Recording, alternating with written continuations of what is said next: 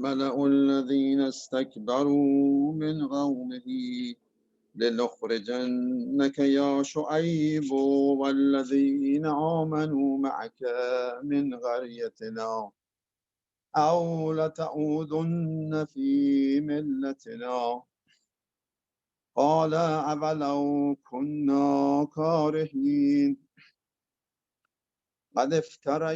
قد افترينا على الله كذبا إن عدنا في ملتكم بعد إذ نجانا الله منها فما يكون لنا أن نعود فيها إلا أن يشاء الله ربنا وسع ربنا كل شيء علما على الله توكلنا ربنا افتح بيننا وبين قومنا بالحق وأنت خير الفاتحين فقال الملأ الذين كفروا من قومه لئن اتبعتم شعيبا إنكم إذا لخاسرون فأخذتهم الرجفة فأصبحوا في دارهم جاثمين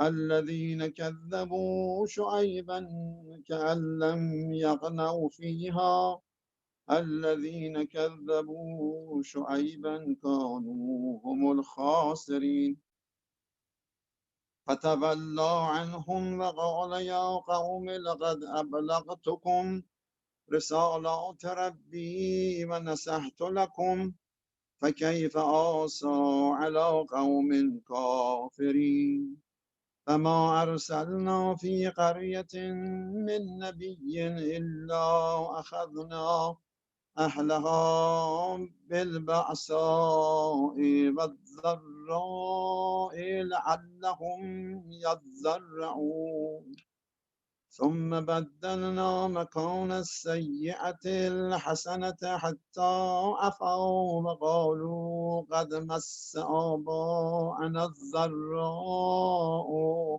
والسراء فأخذناهم بغتة وهم لا يشعرون ولو أن أهل القرى آمنوا واتقوا لفتحنا عليهم بركات من السماء والأرض ولكن كذبوا فأخذناهم بما كانوا يكسبون أفأمن أهل القرى أن يأتيهم بأسنا بياتا وهم نائمون أفأمن أهل القرى أن يأتيهم بأسنا ضحى وهم يلعبون أفأمنوا مكر الله فلا يأمن مكر الله إلا القوم الخاسرون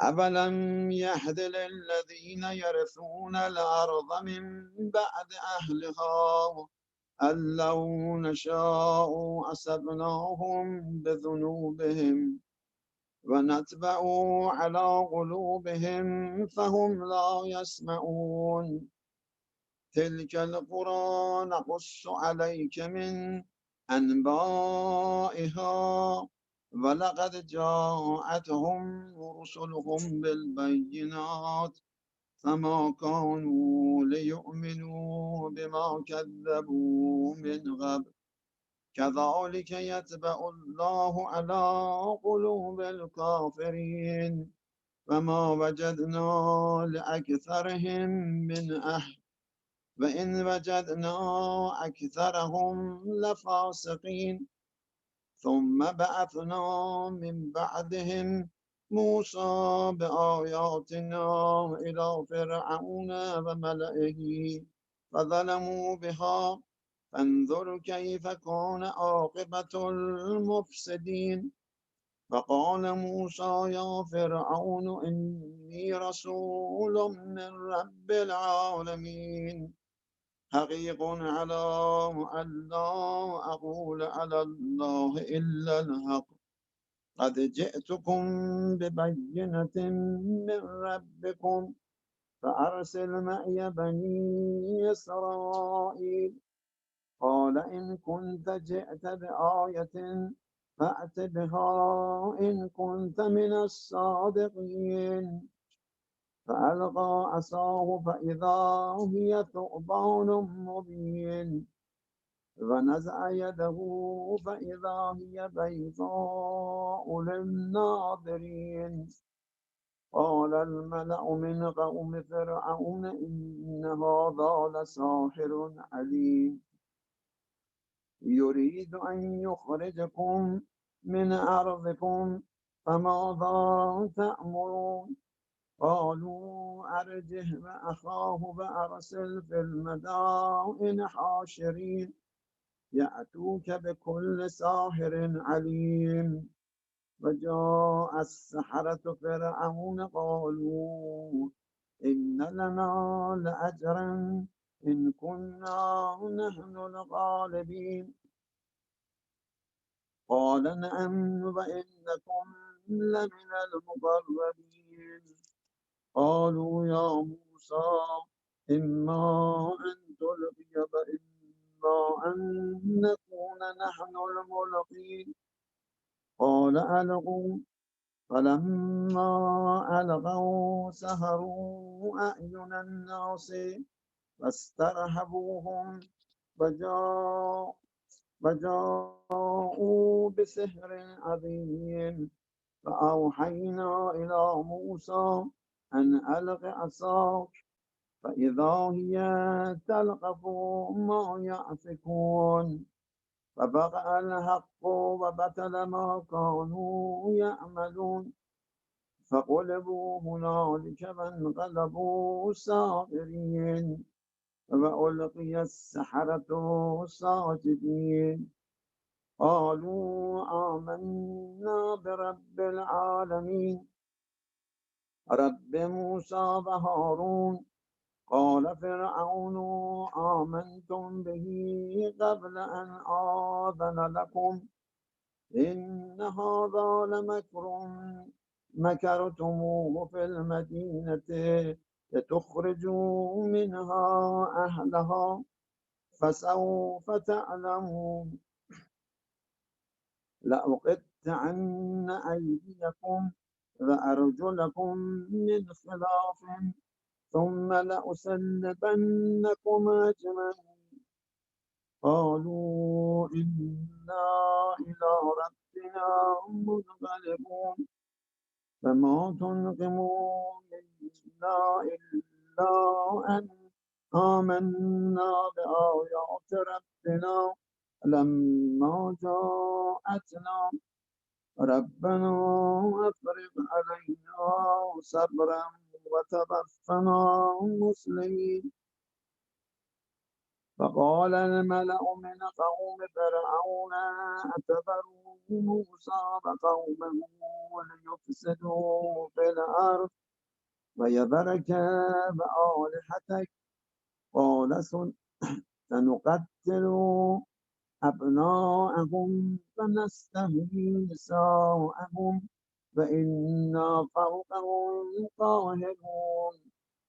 قال موسى لقومه استعينوا بالله واصبروا إن الأرض لله يورثها من يشاء من عباده والعاقبة للمتقين. قالوا أوذينا من قبل أن تأتينا ومن بعد ما جئتنا. قال عسى ربكم أن يهلك عدوكم ويستخلفكم في الأرض فينظر كيف تعملون. ولقد ولقد أخذنا آل فرعون بالسنين ونقص من الثمرات لعلهم يذكرون. فإذا جاءتهم الحسنة قالوا لنا هذه وإن تصبهم سيئة طيروا بموسى ومن معه ألا إنما طائرهم عند الله ولكن أكثرهم لا يعلمون وقالوا مهما تأتنا به من آية لتسحرنا بها فما نحن لك بمؤمنين فأرسلنا عليهم الطوفان والجراد والقمل والضفادع والدم آيات مفصلات فاستكبروا وكانوا قوما مجرمين ولما وقع عليهم الرجز قالوا يا موسى ادع لنا ربك بما عهد عندك لئن كشفت عنا الرجز لنؤمنن لك ولنرسلن معك بني إسرائيل فلما كشفنا عنهم الرجز إلى أجل هم بالغوه إذا هم ينكثون فانتقمنا منهم فأغرقناهم في اليم لأنهم كذبوا بآياتنا وكانوا عنها غافلين فأورثنا القوم الذين كانوا يستضعفون مشارب الأرض ومغاربها التي باركنا فيها وتمت كلمة ربك الحسنى على بني إسرائيل بما صبروا ودمرنا ما كان يصنع فرعون وقومه وما كانوا يعرشون فجاوزنا ببني إسرائيل البحر فأتوا على قوم يعكفون على أصنام لهم قالوا يا موسى اجعل لنا إلها كما لهم آلهة قال إنكم قوم تجهلون إن هؤلاء متبر ما هم فيه وباطل ما كانوا يعملون قال أغير الله أبغيكم إلها وهو فضلكم على العالمين وإذ أنجيناكم من آل فرعون يسومونكم سوء العذاب يقتلون أبناءكم ويستحيون نساءكم وفي ذلكم بلاء من ربكم عظيم وواعدنا موسى 30 ليلة وأتممناها ب10 فتم ميقات ربه 40 ليلة وقال موسى لأخيه هارون اخلفني في قومي وأصلح ولا تتبع سبيل المفسدين ولما جاء موسى لميقاتنا فكلمه ربه قال رب أرني أنظر إليك قال لن تروني ولكن انظر إلى الجبل فإن استقر مكانه فسوف تراني فلما تجلى ربه للجبل جعله دكا وخر موسى صعقا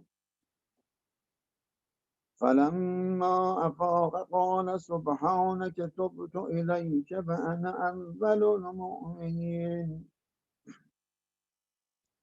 قال يا موسى إن اصطفيتك على الناس برسالاتي وبكلامي فخذ ما آتيتك وكن من الشاكرين وكتبنا له في الألواح من كل شيء موعظة وتفصيلا لكل شيء فخذها بقوة وأمر قومك يأخذوا بأحسنها سأريكم دار الفاسقين سأصرف عن آياتي الذين يتكبرون في الأرض بغير الحق فإن يروا كل آية لا يؤمنوا بها فإن يروا سبيل الرشد لا يتخذوه سبيلا فإن يروا سبيل الغي يتخذوه سبيلا ذلك بأنهم كذبوا بآياتنا وكانوا عنها غافلين والذين كذبوا بآياتنا ولقاء الآخرة هبطت أعمالهم هل يجزون إلا ما كانوا يعملون فاتخذ قوم موسى من بعده من حليهم عجلا جسدا له خوار ألم يروا أنه لا يكلمهم ولا يهديهم سبيلا اتخذوه وكانوا ظالمين ولما سقط في أيديهم فرأوا أنهم قد ضلوا قالوا لئن لم يرحمنا ربنا ويغفر لنا لنكونن من الخاسرين ولما رجع موسى إلى قومه غضبان أسفا قال بئس ما خلفتموني من بعدي أعجلتم أمر ربكم وألقى الألواح وأخذ برأس أخيه يجره إليه قال ابن إن القوم استضعفوني وكادوا يقتلونني فلا تشمت بي الأعداء ولا تجعلني مع القوم الظالمين قال رب اغفر لي ولأخي وأدخلنا في رحمتك وأنت أرحم الراحمين إن الذين اتخذوا الإجل سينالهم غضب من ربهم وذلة في الحياة الدنيا وكذلك نجزي المفترين والذين عملوا السيئات ثم تابوا من بعدها وآمنوا إن ربك من بعدها لغفور رحيم ولما سكت عن موسى الغضب أخذ الألواح ففي نسختها هدى ورحمة للذين هم لربهم يرهبون واختار موسى قومه 70 رجلا لميقاتنا فلما أخذتهم الرجفة قال رب لو شئت أهلكتهم من قبل وإياي أتهلكنا بما فعل السفهاء منا إن هي إلا فتنتك تضل بها من تشاء وتهدي من تشاء أنت ولينا فاغفر لنا وارحمنا وأنت خير الغافرين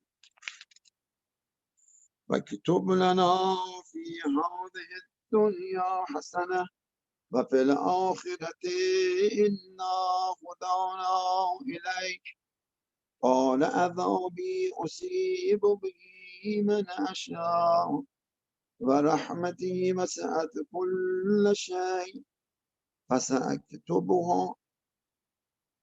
فسأكتبها للذين يتقون ويؤتون الزكاة والذين هم بآياتنا يؤمنون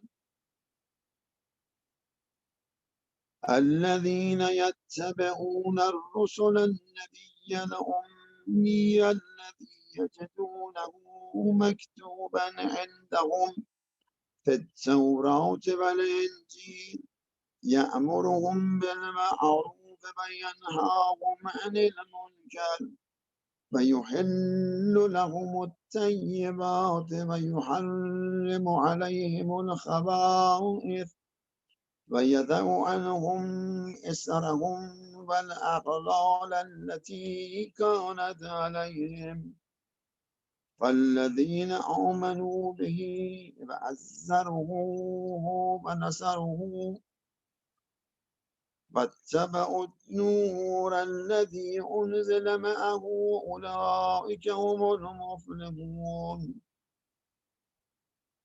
قل يا أيها الناس إني رسول الله إليكم جميعا الذي له ملك السماوات والأرض لا إله إلا هو يحيي ويميت فآمنوا بالله ورسوله النبي الأمي الذي يؤمن بالله وكلماته فاتبعوه لعلكم تهتدون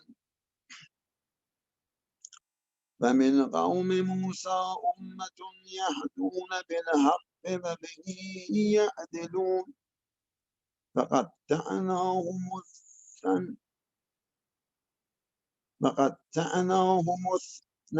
اثنتي عشرة أسباطا أمما وأوحينا إلى موسى إذ استسقاه قومه أن اضرب بعصاك الحجر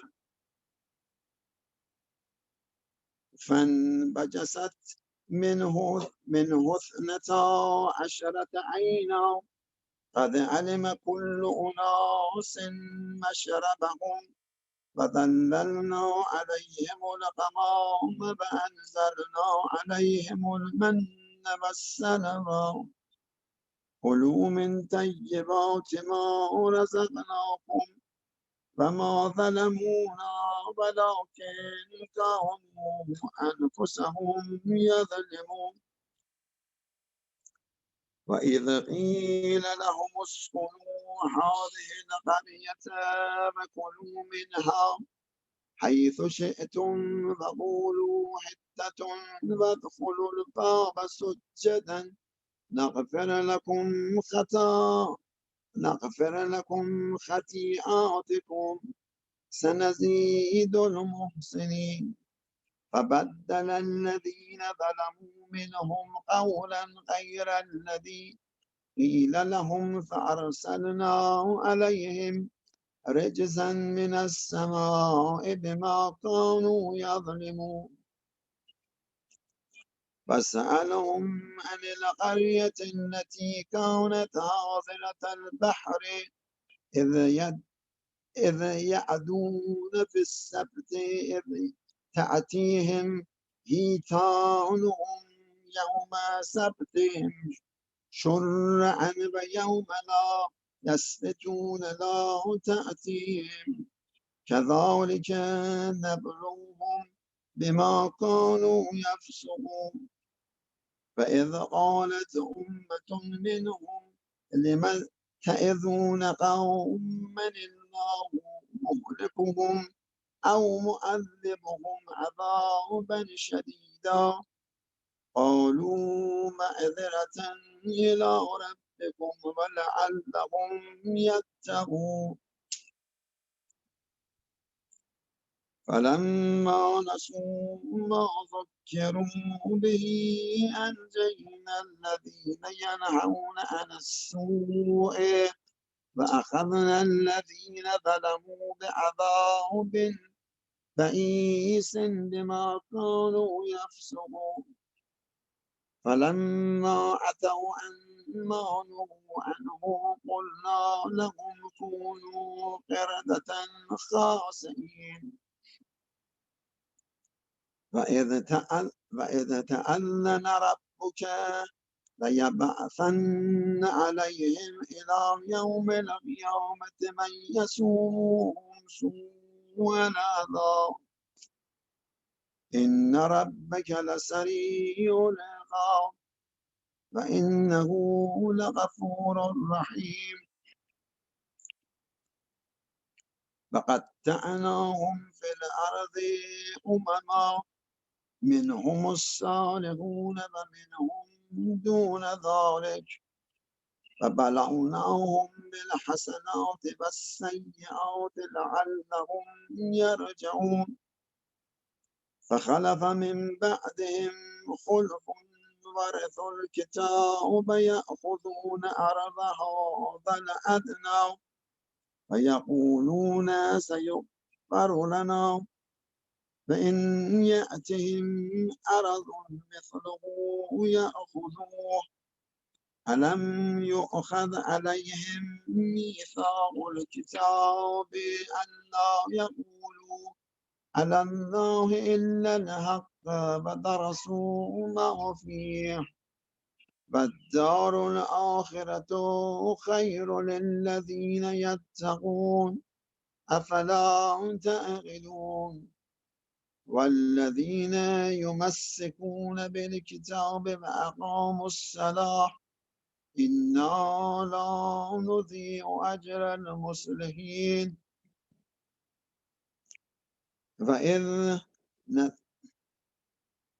وإذ نتقنا الجبل فوقهم كأنه ظلة وظنوا أنه واقع بهم خذوا ما آتيناكم بقوة واذكروا ما فيه لعلكم تتقون. وإذ أخذ ربك من بني آدم من ظهورهم ذريتهم وأشهدهم على أنفسهم ألست بربكم قالوا بلى شهدنا أن تقولوا يوم القيامة إنا كنا عن هذا غافلين أو تقولوا إنما أشرك آباؤنا من قبل فكنا ذرية من بعدهم أفتهلكنا بما فعل المبطلون وكذلك نفصل الآيات ولعلهم يرجعون. واتل عليهم نبأ الذي آتيناه آياتنا فانسلخ منها فأتبعه الشيطان فكان من الغاوين ولو شئنا لرفعناه بها ولكنه أخلد إلى الأرض واتبع هواه فمثله كمثل الكلب إن تحمل عليه يلحث أو تتركه يلهث ذلك مثل القوم الذين كذبوا بآياتنا فاقصص قصصا لعلهم يتفكرون. ساء مثلا القوم الذين كذبوا بآياتنا وأنفسهم كانوا يظلمون. من يهد الله فهو المهتدي فمن يضلل فأولئك هم الخاسرون. ولقد ذرأنا لجهنم كثيرا من الجن والإنس لهم قلوب لا يفقهون بها ولهم أعين لا يبصرون بها ولهم آذان لا يسمعون بها أولئك كالأنعام بل هم أضل أولئك هم الغافلون ولله الأسماء الحسنى فادعوا بها وذروا الذين يلحدون في أسمائه سيجزون ما كانوا يعملون فممن خلقنا أمة يهدون بالحق وبه يعدلون والذين كذبوا بآياتنا سنستدرجهم من حيث لا يعلمون وأملي لهم إن كيدي متين أفلم يتفكروا ما بصاحبهم من جنة إن هو إلا نذير مبين أفلم ينظروا في ملكوت السماوات والأرض فما خلق الله من شيء وأن عسى أن يكون قد اقترب أجلهم فبأي حديث بعده يؤمنون من يضلل الله فلا هادي له ويذرهم في طغيانهم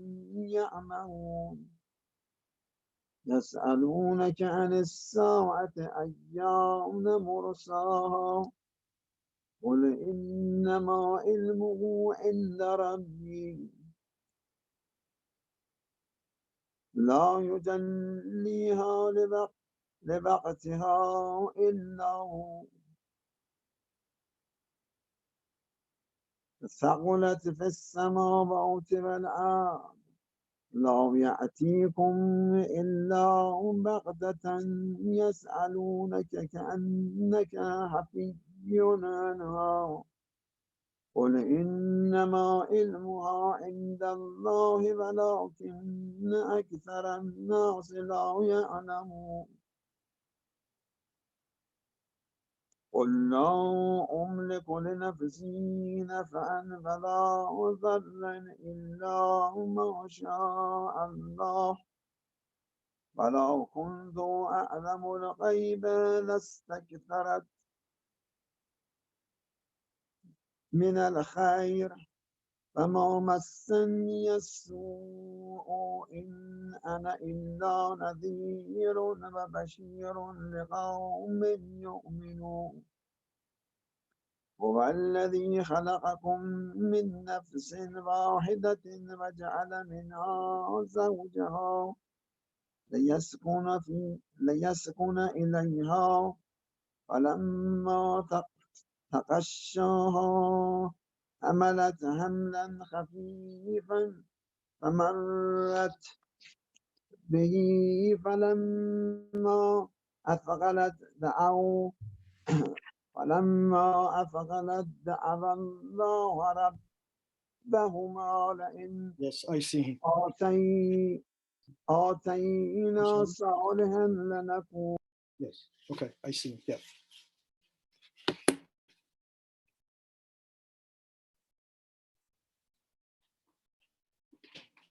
طيب الله. Jazakallah, brother Mahmoud. May Allah fulfill all your hajat, and Jazakallah for the recitation of Quran. Now I would like to request Sheikh Ahmad Mudarrisi to please join us and enlighten us with a very beautiful speech. We are very blessed to have you, Sheikh Mudarrisi, and truly honored to listen to your speeches. Thank you for having me. Thank you, Jazakallah. Assalamu alaikum, first of all. أعوذ بالله من الشيطان اللعين الرجيم. بسم الله الرحمن الرحيم. لا حول ولا قوة إلا بالله العلي العظيم. الحمد لله رب العالمين. الحمد لله الذي جعل الحمد مفتاحا لذكره والسبب للمزيد من فضله ودليلا على آلائه وعظمته. ثم الصلاة والسلام على خير خلقه وحبيبه حافظ سره ومبلغ رسالاته حبيب إله العالمين وخاتم النبيين أبي القاسم المصطفى محمد اللهم صل على محمد وآل محمد وعلى أهل بيته الطيبين الطاهرين المعصومين المكرمين سيما بقية الله في السماوات والأراضين. قال الله تبارك وتعالى في القرآن الكريم: يخادعون الله والذين آمنوا وما يخدعون أنفسهم وما يشعرون في قلوبهم مرض فزادهم الله مرضا ولهم عذاب أليم بما كانوا يكذبون. صدق الله العلي العظيم. Respected brothers and sisters, Assalamu alaikum wa rahmatullahi wa barakatuh. Thanks to Allah subhanahu wa ta'ala for another day of month of Ramadan. We were able to fast, for those who were able to fast. And another day of the month of Ramadan, inshallah, we invested our time in servitude and obedience of Allah subhanahu wa ta'ala. On the subject of healing through Quran, we came about one of the first and most important disorders, which it takes a long time to deal with, which it is unfortunately part of our nature and inherent nature, and it is required through practice and through teachings of the Quran and teachings of the Prophet sallallahu alaihi wasallam and Ahlul Bayt alayhimus salam, to find a way to deal with it. And that was the disease of Riya, the disease of showing off, posing, and pretending to be virtuous, but our intention and our actions, they're not a perfect match. And in reality, which both of them have to be for the sake of Allah subhanahu wa ta'ala, but unfortunately, some of our action could be having that discrepancy, that imbalance in intention. So we talked a bit about that yesterday, and Quran also talks about hypocrisy. And hypocrisy is also one of those spiritual diseases that unfortunately we have tradition that if somebody is suffering from hypocrisy, to having that two-face or double face, that again, it has a similarity with Riya. You know, there's connection between nifaq and Riya. There's a very strong connection, as Quran clearly mentions that from the signs of hypocrites and munafiqeen is innal munafiqun yukhadi'un Allah wa huwa khadi'uhum. From the sign of hypocrisy and hypocrites is that they try to deceive God. They try to play games with Allah subhanahu wa ta'ala. Wa huwa khadi'uhum. And of course, they're going to be outplayed by Allah subhanahu wa ta'ala. Inni a'lamu kha'inat al-a'yun wa ma tukhfi as-sudur. Nothing is hidden from the knowledge of Allah subhanahu wa ta'ala and from His awareness. وَإِذَا قَامُوا إِلَى الصَّلَاةِ قَامُوا كُسَالًا. Unfortunately, from the sign of hypocrisy is, in addition that they try to even deceive God, they also, when they stand for prayers, they do it with laziness, with kisala. They have no motivation, they have no energy in their prayers. يُرَاءُونَ النَّاسِ وَلَا يَذْكُرُونَ اللَّهَ إِلَّا قَلِيلًا. And again, one of the clear signs of hypocrisy and hypocrites, according to Quran, is يُرَاءُونَ النَّاسِ. They do what they do for people to see. Their prayers, their ibadah, their charity is to be seen, to be acknowledged, to be the center of attention. وَلَا يَذْكُرُونَ اللَّهَ إِلَّا قَلِيلًا. And you'll see them that they don't remember Allah except, very minimal amount. That in reality, most of the time, they are obsessed with themselves. So that's why it's important to deal with Riya and understand what are the roots of Riya, what are the reasons that somebody, they engage in an action or in an illness of Riya, and how we can cure ourselves with using the verses of Quran and teachings of our religion. So to begin with, once again, I want to remind you of yesterday that Allah said, قُلْ كُلٌّ يَعْمَلُ عَلَى شَاكِلَتِهِ. Remember, Quran says in Surah Isra that everybody's action is based on their character. Shikl is a shape in Arabic language. Shakila is referred to the character that is formed through our actions, our decisions, and our upbringing and our environment. So there is a combination of our nature and nurture that forms our character and shakila. And the more and more we, inshallah, elaborate on the subject of heart and soul, the more and more we understand that Allah subhanahu wa ta'ala, through Qur'an, it's trying to make sure that humanity is looking to form a character that is decent, a character that is godlike, that is on the right path and is trying to do better, to be better. That's the purpose of Allah subhanahu wa ta'ala. That we are trying to صبغة الله ومن أحسن من الله الصبغة, that you try to color yourself, try to dress yourself with the color of Allah subhanahu wa ta'ala, with the qualities. He is merciful, He is beneficent, He is wise, He is knowledgeable. So humanity is encouraged to go toward that direction, to possess those attributes with the, of course, limitation of man, but regardless, still try to be aligned with Allah subhanahu wa ta'ala. The hadith of Imam Sadiq alayhi salam can clearly give us that purpose. Imam alayhi salam said, Al-qalbu haramullah, fala taskun haram Allah ghayr Allah. Your heart, your soul, it must be the place of Allah. Is a shrine that is made and only for Allah subhanahu wa ta'ala. Don't let anything else or anyone else settle in a heart that is made for Allah subhanahu wa ta'ala.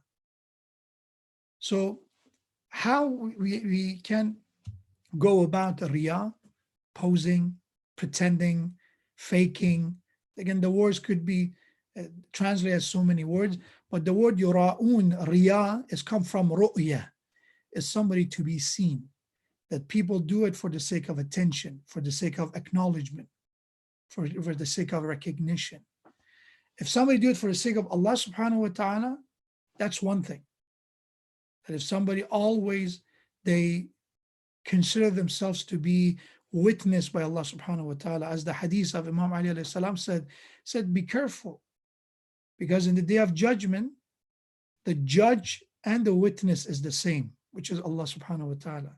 In every other court system, you have the judge making the ruling, and there are witnesses that they testify against or in favor of the plaintiff. But in the day of judgment, Imam alayhi salam said, the witness and the judge is the same, so you don't have escape from the truth, from the reality of your a'mal and your actions. So what are the roots and what are the, let's call them the underlying causes of riyah? Why somebody end up in riyah? So remember we mentioned the hadith that from the sign of riyah was that people were looking for praise. They were looking for applause, they were looking to be complimented. That's one. And another was to be, to get motivated by public's approval. So that first underlying cause of riyah is self-esteem, specifically low self-esteem. When somebody, they don't even know their worth. By the way, esteem, the root of the word esteem means about evaluation, estimation, is about self-worth. And self-esteem, when somebody understands their self-worth, they understand how important they are, that person will be able to make better decisions. They will not be pushovers. They will not be affected by people's word and compliment, or sometimes maybe ridicule or disrespect. Why? Because they understand how much they're worth, who they are, and what they are. But those people who are involved in riyah, unfortunately, they suffer from riyah. They don't understand their own value. They want to be seen in order to get some kind of recognition, some kind of praise in order to feel better. And by the way, praise helps self-esteem. There are studies about it. that when people are getting compliments, it makes their day, it makes them feel better. But at the same time, if somebody's dependent on praise, if somebody's dependent on acknowledgement of others, it's a short-term solution. It will not be a sustainable plan to make your self-esteem. So do we have anything about self-confidence or self-esteem or self-worth in Quran? The word of self-worth in Quran is karama. Karama, and to be kareem, is about that honor, is about that worth, is about that value that Allah subhanahu wa ta'ala gave humanity. So, وَلَقَدْ كَرَّمْنَا بَنِي آدَمَ. We honored the children of Adam alayhi salam. وَحَمَلْنَاهُمْ فِي الْبَرِّ وَالْبَحْرِ. And we gave him the ability to control and to conquer what is on the land and was in the water. We gave him that ability, that intelligence. And Allah subhanahu wa ta'ala said, وَإِذْ قَالَ رَبُّكَ لِلْمَلَائِكَةِ إِنِّي جَاعِلٌ فِي الْأَرْضِ خَلِيفَةً. The worth of humanity is that Allah subhanahu wa ta'ala said to his angels in Quran that I made my vicegerent, my successor, my Khalifa on earth to be human beings. So for somebody to know that, it makes a very big difference than somebody who consider themselves to be on earth just for a mere coincidence, or they don't even know what they are. The greatest dhulm and the greatest form of harm we can make to our soul is that we don't even know why we're here. What's the purpose of life? That confusion itself is destructive. It's not natural. It leads, unfortunately, to despair and hopelessness. So that's the number one underlying cause of riyah. When people have low self-esteem, when they don't understand their worth, when human beings don't know their worth, they end up craving, seeking attention and acknowledgement from others, from external sources. So speaking of that again, because I want it to be relevant, especially right now, we are living in an era of social media's dominance, that everybody is, somehow engaged in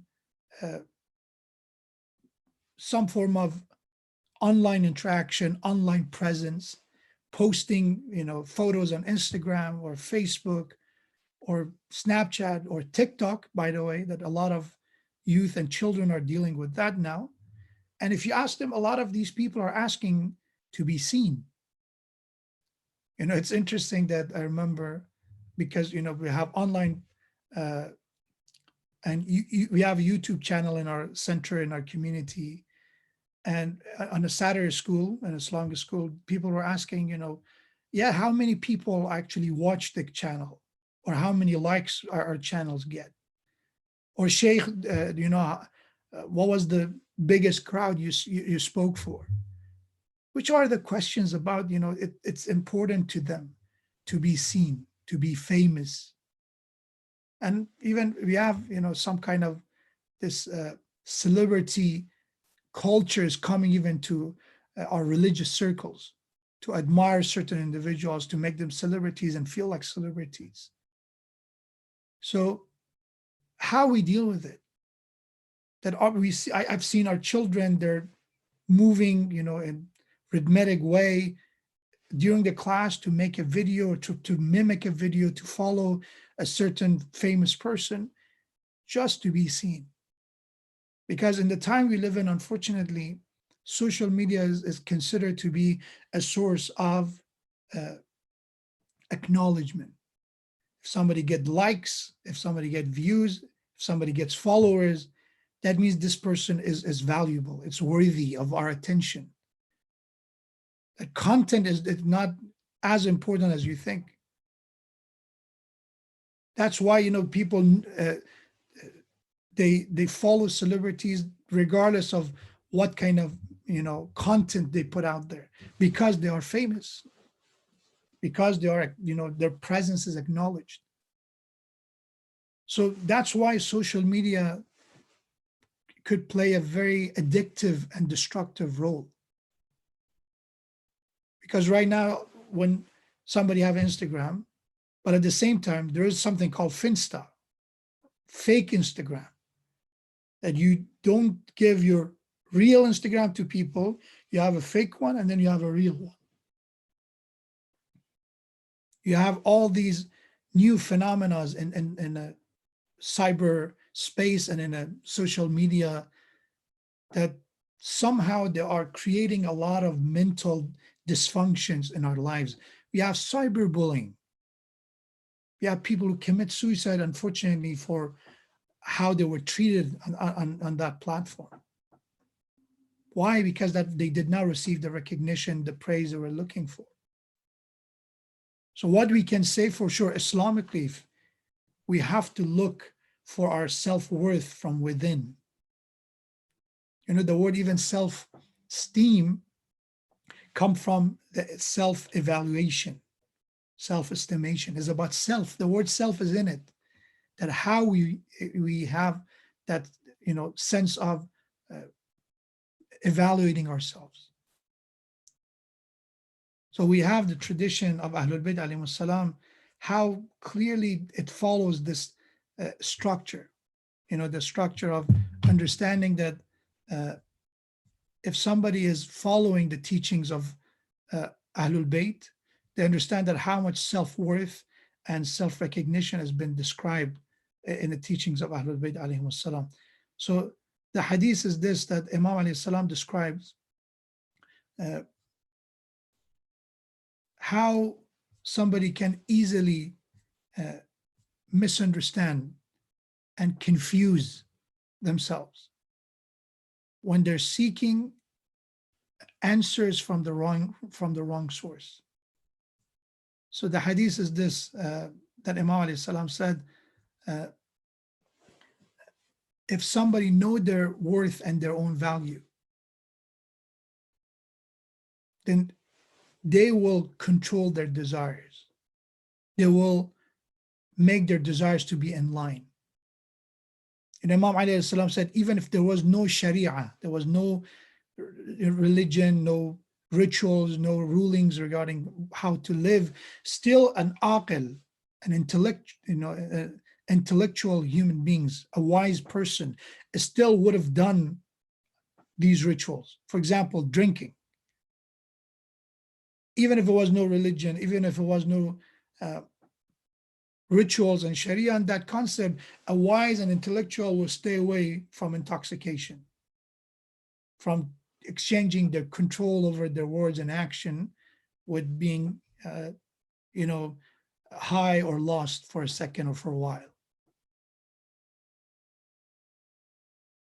So we have to, take a look at the importance of our presence in social media, again, and how addictive sometimes it is to be in that environment. Because sometimes what happens is that people are doing something, and as they're enjoying whatever they're doing, could be their iftar, could be sitting in a masjid, could be playing some sport. And so this is the Insta-worthy moment. This is the moment for me to post something. Let me share with other people. And sometimes it's family, sometimes you want them to, share your moments with them, but sometimes it's just that after you post them, then you look how many people seen it, how many people liked it. That's, of course, is not a healthy behavior. And that's not something we're looking for.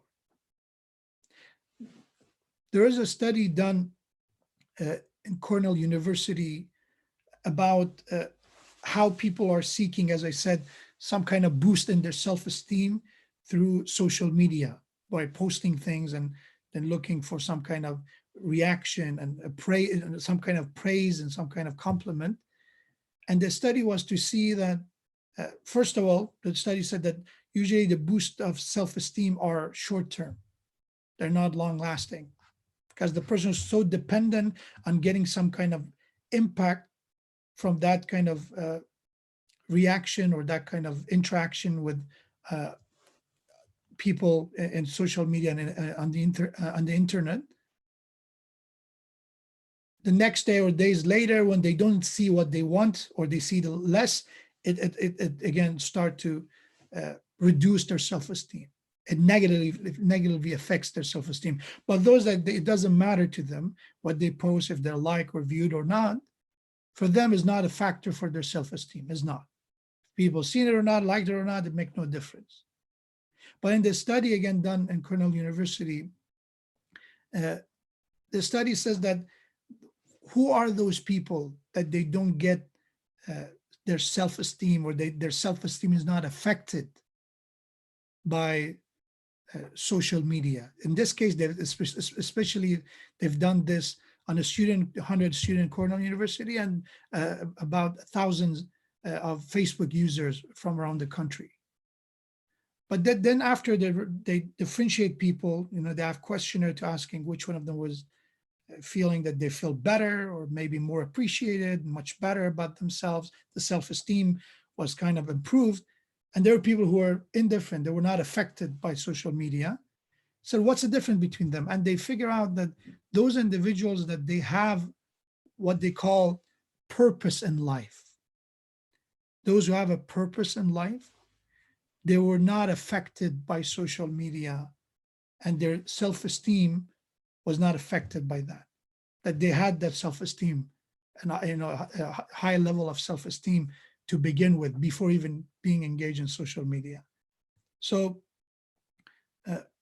again, the hadith once again was this: Man karumat alayhi nafsahu hanat alayhi shahwatuh. If somebody have that karama, if somebody acknowledge and they have that they consider themselves valuable, hanat alayhi shahwatuh, their lowly desires automatically will be shone, will be subdued and submissive to that person.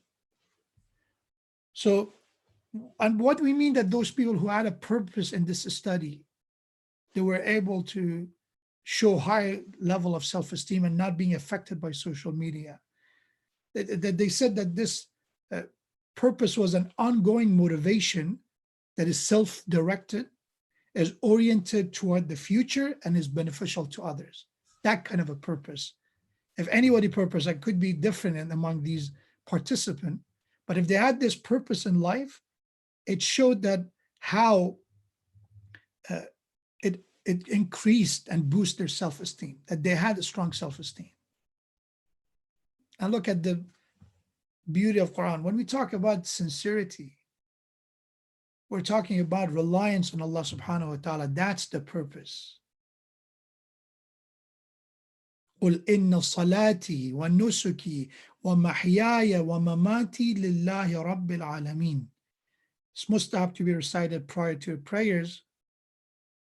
That Allah subhanahu wa ta'ala said, say, O Messenger of Allah, that my prayer, my life, my death, everything is for Allah. That's the purpose. And it is self-directed because you decide, you choose to follow Allah subhanahu wa ta'ala. That's why somebody in their intention or sincere means they chose to do it for Allah. Nobody can force you to be sincere.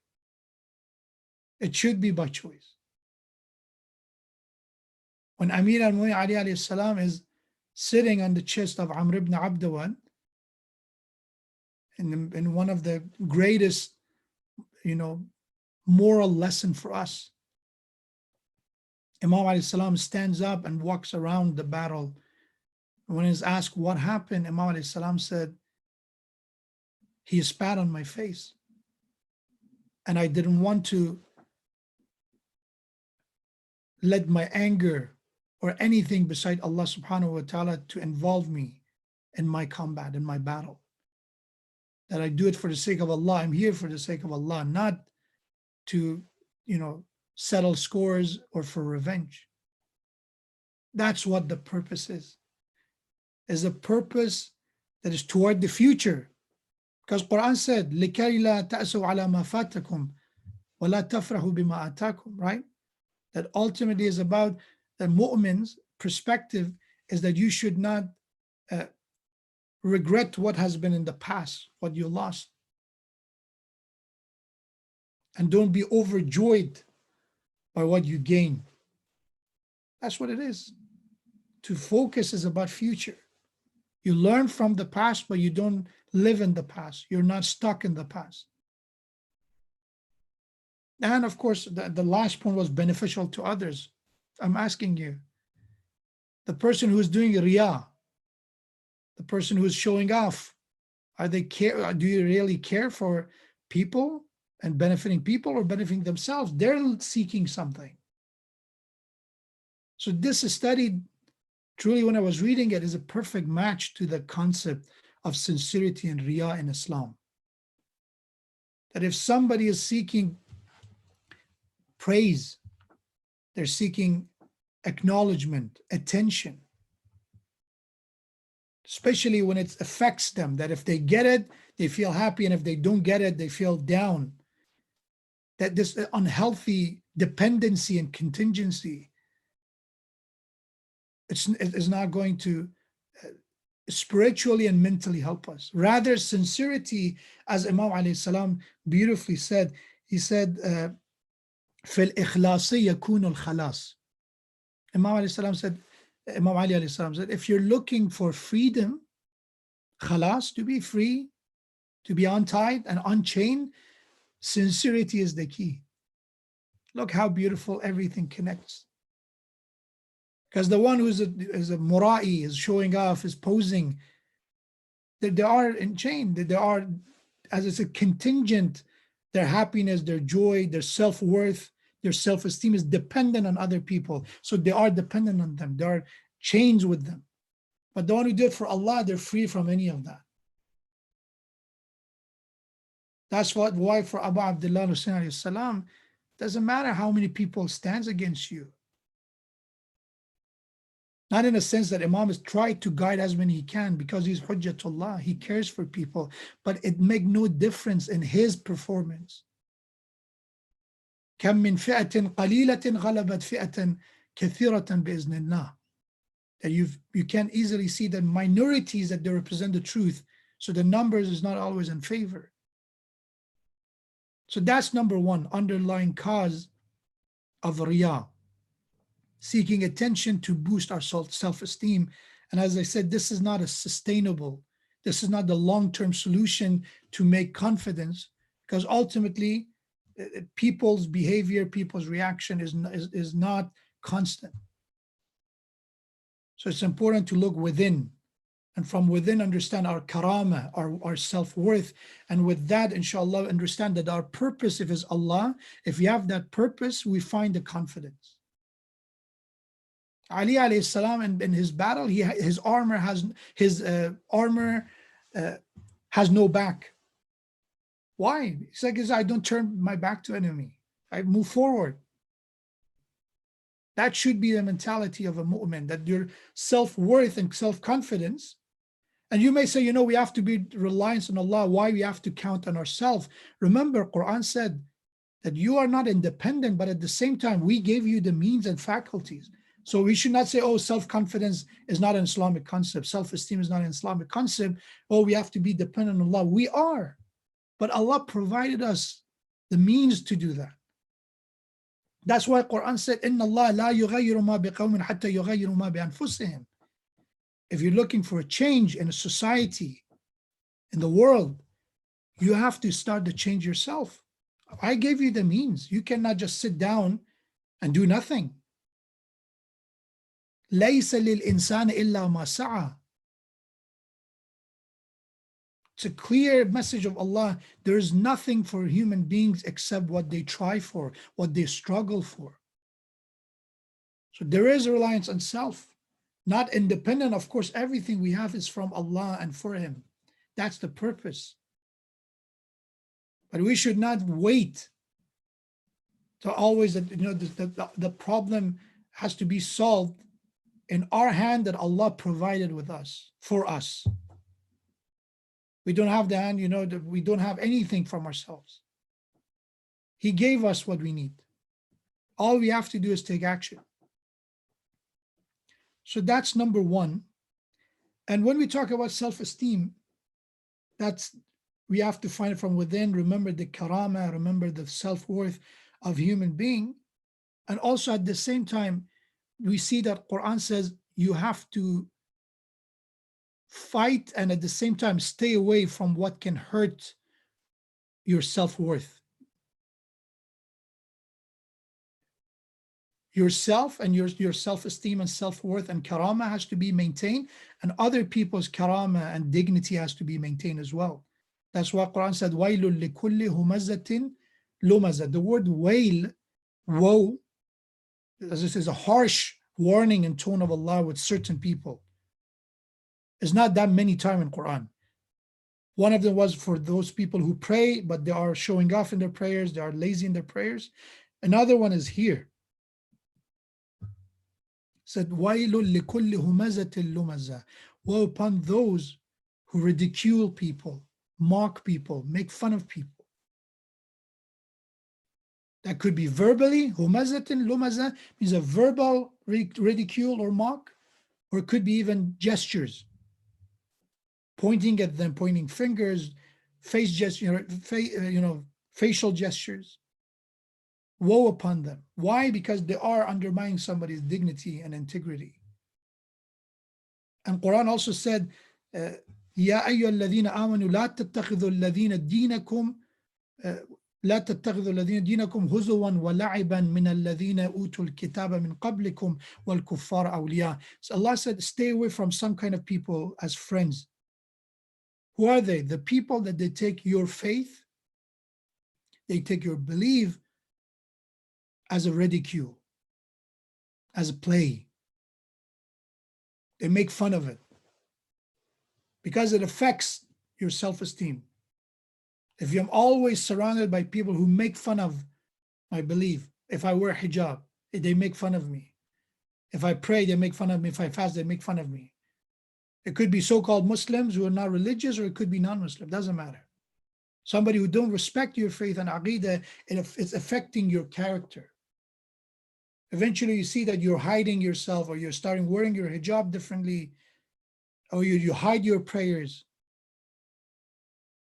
without even knowing that peer pressure, that sense of compliance affecting you.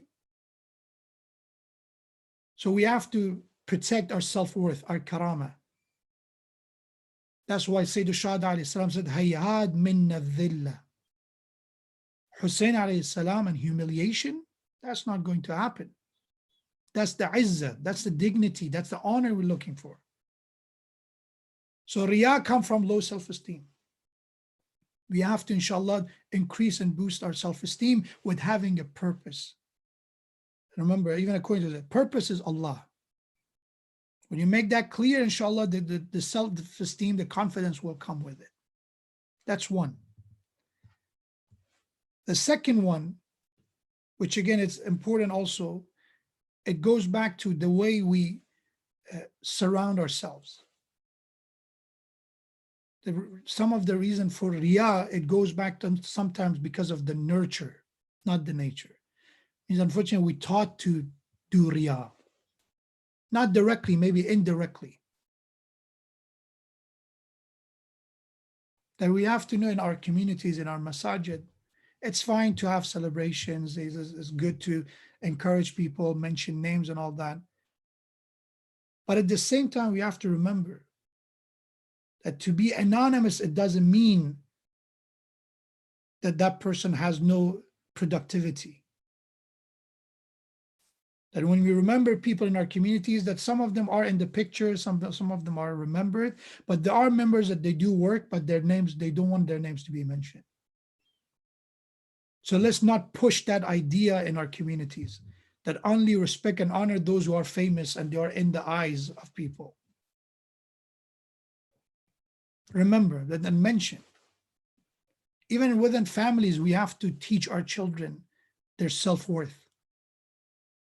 If somebody, God forbid, within our families, we humiliate our family, our children, our spouse, they don't have that self-esteem. It leads to that, attention seeking if they cannot find it in the family outside. So if somebody is not getting that healthy praise, that acknowledgement in the family from their parents, again, in a healthy level, by the way, because any exaggeration in praise itself is a destructive practice, is harmful. But balance praise, to compliment them, to acknowledge their accomplishment. If we don't do that, then they're seeking it somewhere else.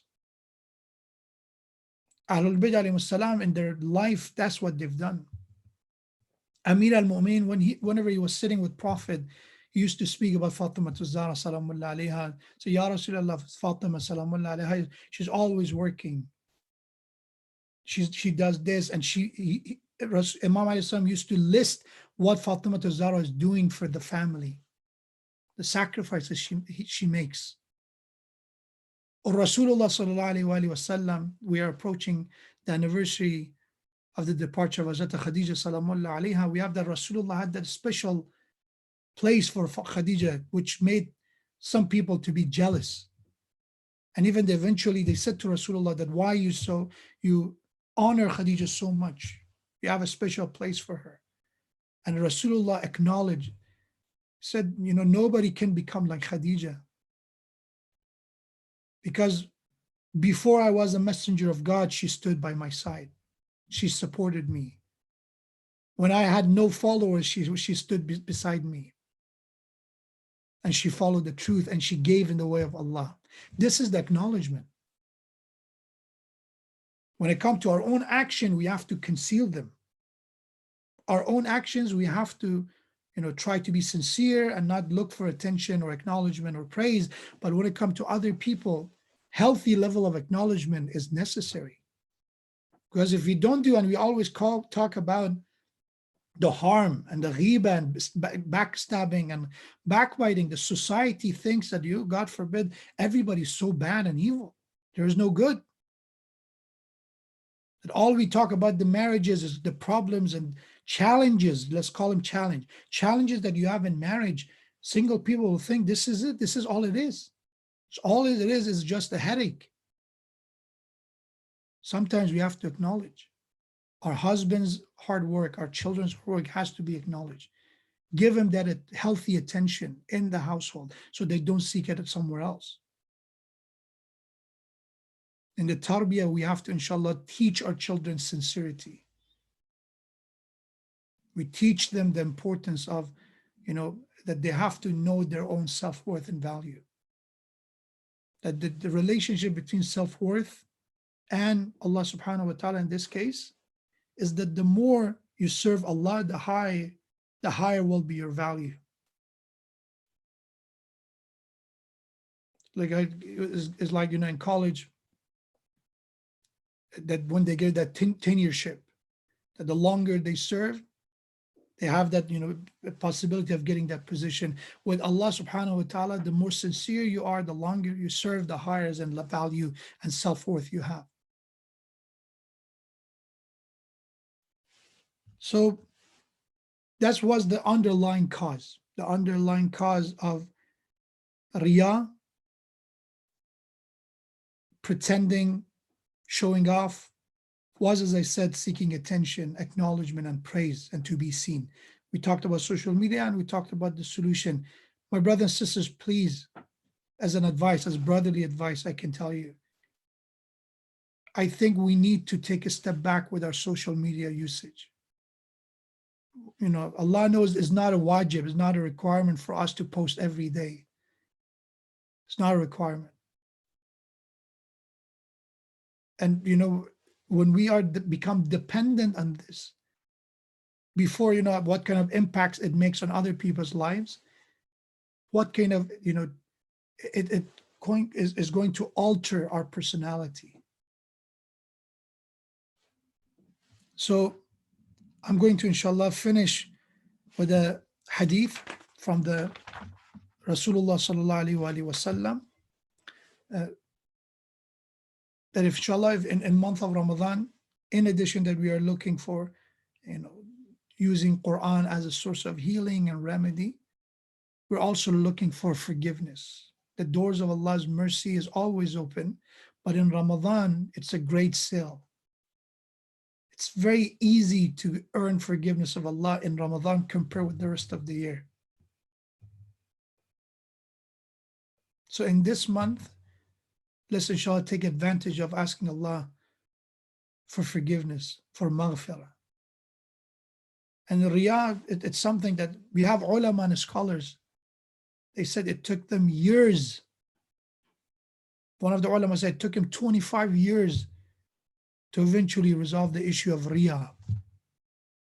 It's very difficult. Everybody likes to be acknowledged and praised and complimented.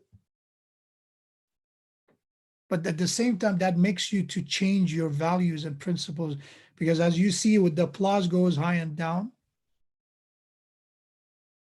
that the same way that people in comedy, and there's a stand-up comics, they said, okay, when we write down a joke, if we look at the reaction of the audience. If we don't get the laughter, okay, we're going to remove this or change it. In a matter of faith, if somebody's doing for the same reason, they're going to alter their faith. They're not submitted to Allah anymore. They become submitted to people. Oh, people like it this way, even if it's against Allah's command. Or people like it that way. I say what they like to hear. I do what they would like to see. It slowly corrupt the character. So ask Allah to protect us from this illness, to grant us the cure, to give us the ability, the courage to combat and inshallah remove this spiritual disease, this marad of the heart, and grant us maghfirah and forgiveness. But Prophet said, if somebody's seeking forgiveness in the month of Ramadan, you need 6 qualities and personality traits to get that. So I finished with this hadith as a way to, inshallah, in addition to learn about riyah and sincerity, also learn about forgiveness in Ramadan, because this is the time. You have in a hadith that if somebody is not forgiven in Ramadan, what can they do in the rest of the year? How they can achieve their forgiveness? This is the time. So what are the 6 personality traits that Rasulullah said? Number 1, an yahfidh deenahu. Number 1 is to preserve their faith. So of course, when we talk about Ramadan, if somebody's aqidah is under attack, if somebody, God forbid, even doubt forgiveness of Allah. Yesterday they asked me about this question. And one of the greatest sin is to lose hope in Allah's mercy, or to have an ill assumption about Allah. Al-dhannina billahi dhanna saw. That munafiqeen and hypocrites, they used to have this very backward and wrong expectations and understanding and assumptions of Allah. Your understanding and expectation of Allah should be always good. Allah is forgiving, merciful. Don't let despair and hopelessness take over. So number 1 is to preserve your faith, protect it. Second, وَيَصُونَ نَفْسَهُ is to control yourself, control your actions and deeds. Remember that ultimately when we talk about self-esteem, we're talking about that matrix of our actions and our thoughts and our intentions, all of them coming together and make us who we are. So we need to control ourselves. We need to be in charge, not people, not applause, not recognition, ourselves. وَيَصِلَ رَحِمَهُ. The third one, Rasulullah said, if you're looking for forgiveness in Ramadan, is to connect with your relatives. And during this time, giving them a call, with following all the guidelines, all the all of the health precautions you have to follow. Maybe you can invite them, for iftar by sending something to their house, sending a dish. Again, following all the guidelines to make sure that everybody's inshallah safe. But remembering them with giving them a call, offering them help, try to help them. The culture we live in, unfortunately, is very toxic in a sense of a hyper-individualism. Everybody is about themselves. It's like a jungle. But in Islam, it's about caring, raise your hand, reach for help and ask for help. And give help. So if somebody's looking for a job, they lost their job because of this. Maybe they need to learn something that they'll be able to work at home. Offer help if you can. This is the maghfirah. This is the way to compensate. The fourth one, وَلَا يُؤْذِي جَارَهُ, that you don't harm, you don't bother your neighbors. It's very obvious why. If somebody Their neighbors is not at peace with them. How anybody else can be at peace with them? Fifth one, وَيُرْعَى إِخْوَانَهُ, to fulfill the rights of your brothers, your community members, your peoples in faith. They have some haqq, some rights in you. Offer what you can. The minimum is to protect their honor and dignity behind their back. Don't let anybody dare to speak against someone else in front of you. That's the minimum right they have on you, to protect their honor, their dignity and respect behind their back. And lastly, Prophet said, وَيَخْزُنْ لِسَانَهُ. If you're looking for forgiveness in the month of Ramadan, protect and withhold your tongue. Understand, in Ramadan, it's important our tongue to also fast with our stomach as well. What we say, how we say it. Going back to what I said about, acknowledgement and in the family. Try to, learn from the Ahlul Bayt alayhim salam and use our tongue with kindness, with acknowledgement of people's work for us. Riya is about self, so the worst thing is for us to go say, oh, this is what I do for you, I work so hard for you, I make sacrifice for you. That's what Riya is. But to go and say, your father, as a mother, say, your father is sacrificing for us. As a father, you go and say, your mother is, sacrificing so much for us, she's cooking for us, maybe we can help. She's also fasting. This is what we can do. This is not Riya. May Allah subhanahu wa ta'ala grant us tawfiq and ability to be healed by Quran, to receive the guidance of Quran, to be blessed and receive forgiveness of Allah subhanahu wa ta'ala in the month of Ramadan.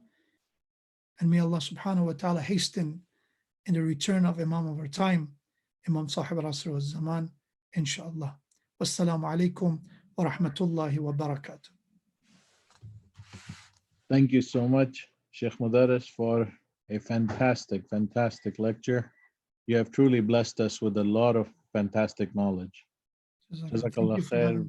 May Allah give you long life, and hopefully in the near future we get to visit with you and see you in person soon, inshallah, at MOMIN Center.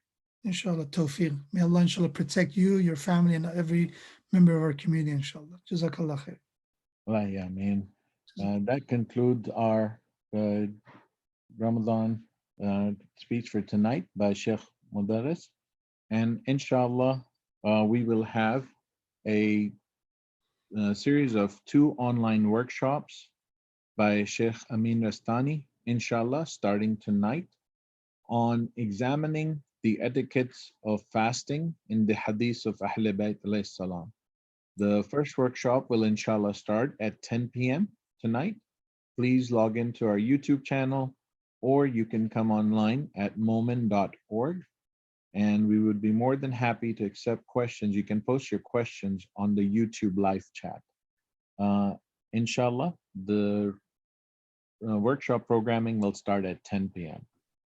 Jazakallahu khair. Thank you again so much, Sheikh, and have a great evening. You too. Assalamu alaikum. Assalamu alaikum wa rahmatullahi wa barakatuh.